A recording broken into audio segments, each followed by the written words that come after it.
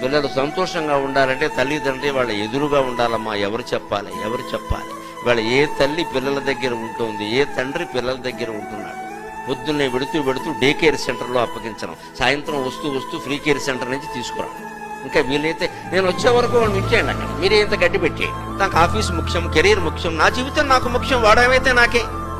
మరి ఎందుకు అన్నావు అంటాం. లోకంలో పిల్లలతో అడుగుతారు, అందుకని కంట. వాళ్ళు లోకం అడుగుతుంది కాబట్టి కంట. మళ్ళీ వాళ్ళకి ర్యాంకులు రావాలి, వాళ్ళు పెద్ద ఉద్యోగాలు చేయాలి, మా అమ్మ నాన్న మా అభివృద్ధికి కారణం అని చెప్పాలి. పిల్లాడు మధ్యలో నిలబడ్డాలి, పెద్ద ర్యాంక్ వచ్చాక పిల్లాడు మధ్యలో నిలబడ్డాలి, తల్లి తండ్రి ఇటువైపు అటువైపు నిలబడ్డాలి. ఇద్దరు చెరువు మిఠాయిండా వాడి నోట్లో కుక్కేయాలి, పేపర్ వాడు ఫోటో తీయాలి.